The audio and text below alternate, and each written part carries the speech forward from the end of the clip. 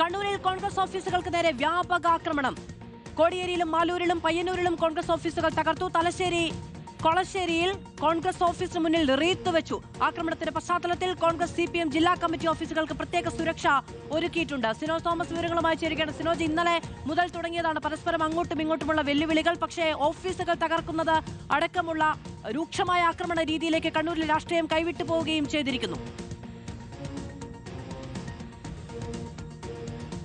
ഇന്നലെ രാത്രി SFI പ്രവർത്തകർ DCC ഓഫീസിലേക്ക് നടത്തിയ മാർച്ച്, അതിന് പിന്നാലെ കല്ലേറുണ്ടായി. അതിനെ തുടർന്ന് ഇന്നലെ രാത്രി കണ്ണൂർ ജില്ലയിലെ വിവിധ കോൺഗ്രസ് ഓഫീസുകൾക്ക് നേരെ വ്യാപകമായ ആക്രമണമാണ് നടന്നത്.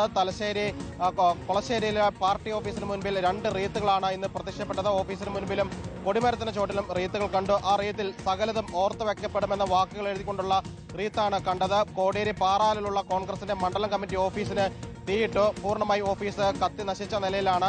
2 യൂണിറ്റ് ഫയർഫോഴ്സ് എത്തിയാണ് തീ അണച്ചത്. പയ്യന്നൂര്, മാലൂർ മേഖലയിലെ ഓഫീസുകൾക്ക് നേരെയും ആക്രമണമുണ്ടായി.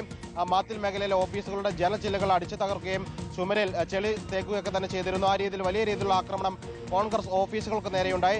DCC ഓഫീസിനും ഒപ്പം തന്നെ CPMന്റെ ജില്ലാ കമ്മിറ്റി ഓഫീസിലും പോലീസ് കനത്ത സുരക്ഷയാണ് ഒരുക്കിയത്. രാത്രിയിലും ഇപ്പോഴും ആ സുരക്ഷ തുടരുകയാണ്. കാരണം ഏതെങ്കിലും തരത്തിൽ ആക്രമണം നൽകിയത് വ്യാപക ആക്രമണമാണ് ആരോഗ്യമന്ത്രിക്ക് നേരായ അതിക്രമത്തിന്റെ പശ്ചാത്തലത്തിൽ ഉണ്ടാകുന്നത് കണ്ണൂരിൽ.